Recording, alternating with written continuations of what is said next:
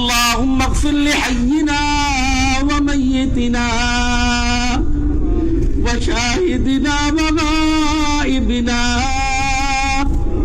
وصغيرنا وكبيرنا وذكرنا وأنثانا. اللهم من أحييته منا فأحيه على الإسلام، ومن توفيته منا فتوفه على الإيمان. اللهم لا تحرمنا أجره ولا تذلنا بعده. اللهم لا تحرمنا أجره ولا تفتنا بعده.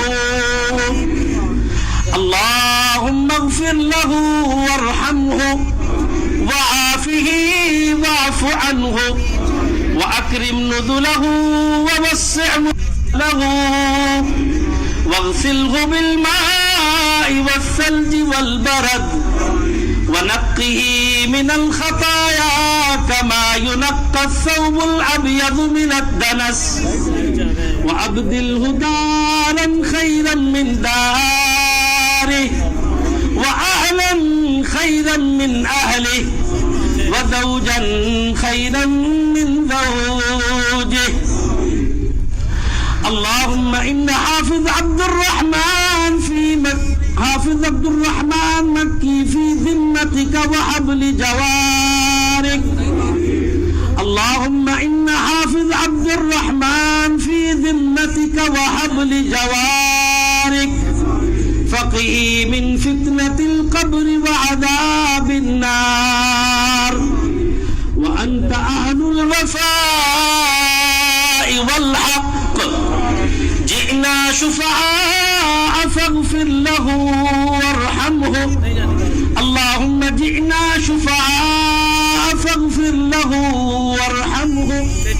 اللهم جئنا شفعاء فاغفر له وارحمه، إنك أنت الغفور الرحيم.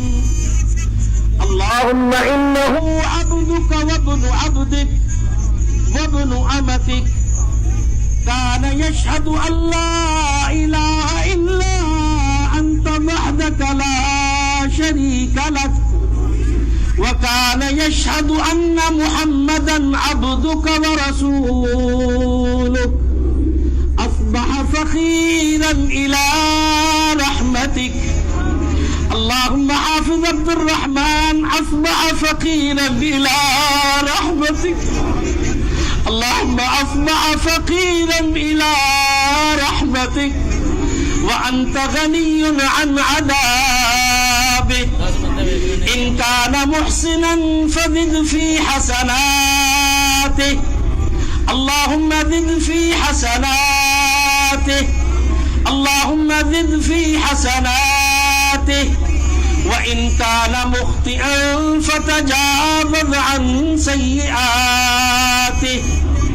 اللهم إنك عفو كريم تحب العفو فاعف عنه. اللهم إنك عفو كريم تحب العفو فاعف عنه. اللهم إنك عفو كريم تحب العفو فاعف عنه. اللهم أنت خلقته وأنت هديته إلى الإسلام، وأنت قبضت روحه وأنت أعلم بسره وعلانيته. جئنا شفعاء فشفعنا فيه. اللهم جئنا شفعاء فشفعنا فيه. اللهم جئنا شفعاء فشفعنا فيه. اللهم أدخله الجنة الفردوس، وأعذه من عذاب القبر ومن عذاب النار.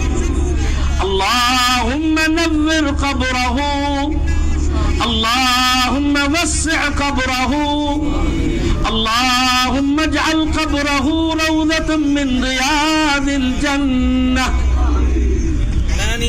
اللهم ألحق بالنبيين والصديقين والشهداء والصالحين وارفع درجته في المهديين واخلفه في عقبه في الغار